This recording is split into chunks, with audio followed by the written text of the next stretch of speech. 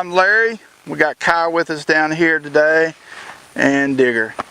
We're going to work on vertical softness. This is how you start building what we call collection. And the exercises that you've hopefully have already been doing, and that's the lateral flexion, disengagement, and bending your horse is really going to have you prepared for this vertical flexion. Now we're working at the pole of the horse, and now we're wanting our horse to bend at the pole like this, not like this. I want the nose to come to here, somewhere in this area. And we're going to do it by lifting on our reins instead of pulling on our reins. This is very important because this is where we're going to start setting our horse up in position to be able to move the horse's body with our legs and our seat, where we don't have to pull him all the time. Okay, so if you will watch the bit, my right rein, you're going to see me apply pressure, and when he gives, I'm going to release. Pressure, release. Pressure, release. Pressure, release. Okay? Now, that's going to teach the horse to where the release is going to be. Now, the other reason we want our horse in this vertical softness is because this is where the brain starts releasing the endorphins, and they're going to relax your horse and make him feel a lot calmer. Alright, one more time. Add pressure. I'm just bump and release softly with this right rein.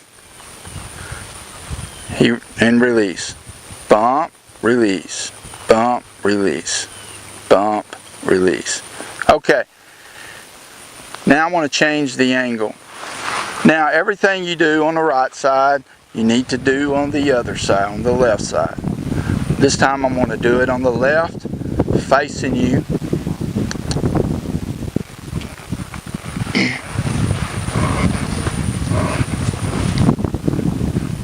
Digger's a little nervous in front of the camera. Okay, now my right rein, I've got it a little bit snug, it's tight. But it's a whole lot of pressure, but enough to keep him from moving his nose to the left or his head. Alright, now I'm going to bump, bump, bump, release, bump, release, bump, release, bump, release. Okay? Alright, I'm going to let him have the reins back. Let's do it again.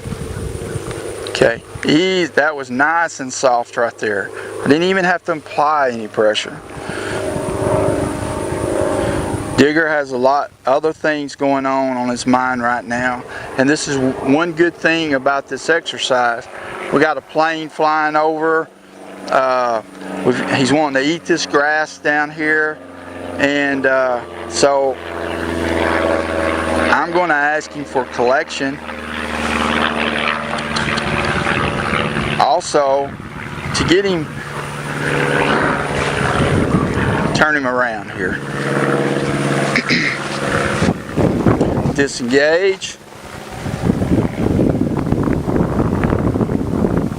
Now, I'm going to ask for vertical softness to get those endorphins going, to get him down in a natural headset.